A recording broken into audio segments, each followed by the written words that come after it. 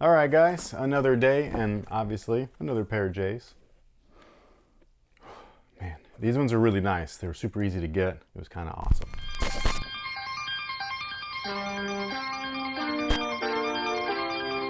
Hey, what's good, guys? My name's Chris. Welcome back to the official WearTesters.com YouTube channel. Today, we got a detailed look and review on these bad boys right here. This is the Air Jordan 1 High OG.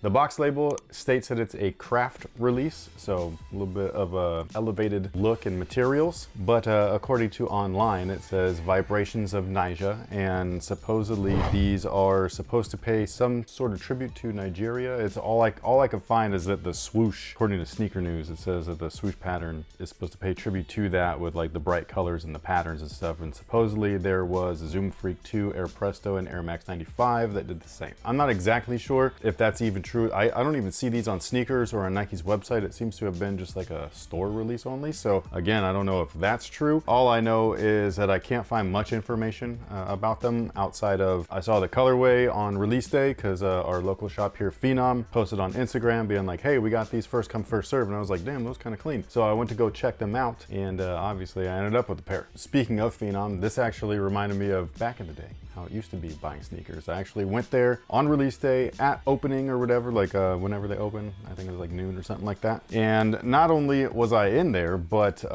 there was a whole bunch of other people in there. I think the 14s released that same day, the Laneys. I actually ran into like a handful of people that watched the channel and stuff like that. And they were really cool. They were saying really nice things. We were able to talk, hang out, get to know each other a little bit, talk about sneakers, you know what I mean? It was really awesome. So it just felt really good to go into a store, check out the product for the first time for me personally and be like, yeah, I actually do like these. I want to grab them. And it wasn't just like I want to grab them for a review. Now I have that as like my memory being like, oh yeah, I met this dude. I'm pretty sure his name was Will. I'm really bad with names, so I apologize if that's not your name. But Will and I talked for a whole long time and he was telling me how he and his whole family watched the channel and stuff like that. And it's just awesome. So being able to connect with people, I think was the best part of what sneaker culture used to be. And it feels like it's moving into that direction once again. So now I have that attached to these and I think that that's awesome because it's not just like, oh yeah, I'm picking up a shoe to use for work and stuff. It's more of like a personal thing. Every shoe for me, like you look at them, like the special ones, and to me, it's like looking at a picture. Like you can just see the memory. But with all of that being said, I think that these turned out really, really nice. With that craft label, it's not really a surprise at all. So it's not like something that I was like, oh man, I'm surprised these are dope. No, it's one of those cool releases. However, I will say that with the previous craft stuff, we've been calling them the grown man versions of Jordans. Do you still feel, because I think it was you that designated that to those threes. Yeah, the desert elephant. Yeah, and then we've just been coining that term with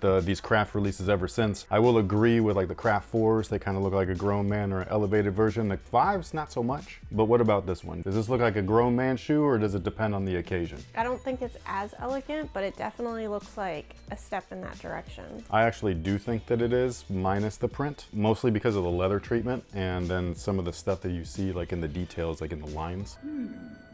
These actually got a special box, by the way. I don't want to call it special, it's just a unique box. Why they couldn't have added something to the Spider-Verse? You know, you could have just slapped on a hello, my name is Miles sticker, and that would have been enough. So I just don't know why there was so little effort put into that packaging versus this. Anyways, as far as the shoe is concerned, obviously we have the greatest traction of all time. It's still there, it's still awesome, it's great. Moving on up, we got a rubber cup sole. Inside of that cup sole is a polyurethane wedge. Inside of that polyurethane wedge is an encapsulated air sole unit. And then sitting on top of all of that stuff is this piece of junk right here. It's not even labeled Dream Cell, so I'm curious what's going on here. Are they cutting corners again? They're like, oh, there's another factory that makes kind of Dream Cell insoles. We'll just go with them because they're like 3 cents cheaper. I don't know. But anyways, this is the insole, obviously easily removable. You could take it out, put in any other insole that you want. I personally like the Move All Days. I think that that is the move. But anyways, once you move on to the upper, that's when things really, really look good. You guys probably know by now that I'm a real big stickler for really nice leather, and this right here, this is it. I absolutely love the way that it's not stale, but it's also not white. It's just a little dingy. So it makes me feel like I could wear these without them looking beat up. That's probably my favorite thing about the Lost and Founds or the Chicago with the cracked material and stuff, is that that white cracked leather already looked dirty. At least my pairs did. And so when I wear those shoes, and I wear them damn near every day, I haven't cleaned them once, and they still to me look brand new, even though I know that they're not, but I feel like they look just like they did when I pulled them out of the box. So for me, it just makes it easier for me to wear something like that. So these guys right here, I'm really excited about. I love all white shoes and all that stuff. So I'm just super excited to pull these out and just to wear them and beat them up. The materials, by the way, are very soft. It's got a slight texture to it, not quite tumbled, but it has that effect. And like I was saying earlier, when you look at the cut lines, like all of the raw edges, it's got that canary yellow kind of like tint to the leather itself. And for me personally, I just think that it makes it look really cool. It looks old but new. It looks like real leather, even though it's not the best quality leather, but it's good enough for Jordan Brand.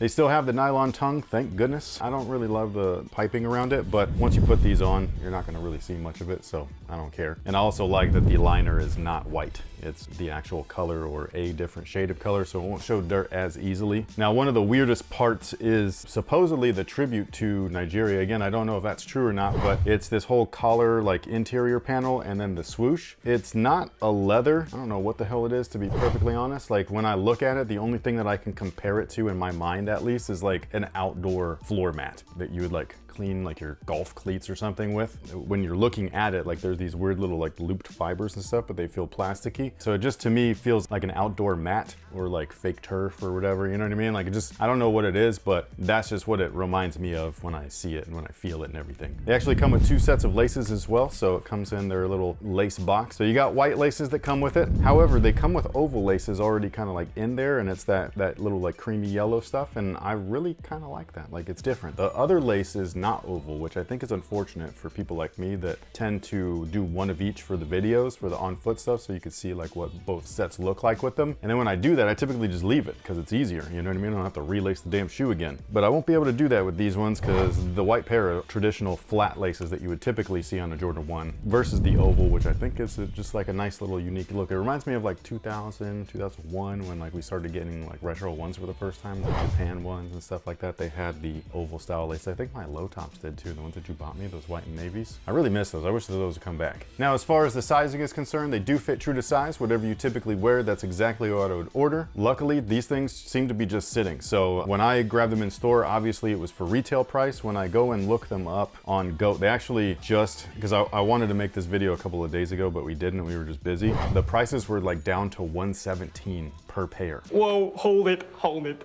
Now when I look at it, like at least as of today, it's $145, which is kind of a bummer. But when I select it and like add it to cart and it shows you like, you know, the fees and the shipping and all that stuff, the entire total is $172.19, at least in my size, which is still under retail. I really like that. I think that it's cool. So if you were looking to get a pair of these and you didn't want to break the bank, I would just wait. I think that they will sit a little bit. Once you start being able to use discounts like coupons and things like that, then have at it. I think that this is going to be a great shoe for the summer just to beat around and wear out. And then one thing before we leave, I just wanted to give a cool thank you and shout out to Haven't You Heard on Instagram, because I don't know if you guys noticed back there, but we got some new signage. Isn't that awesome, dude? Like that is totally wicked.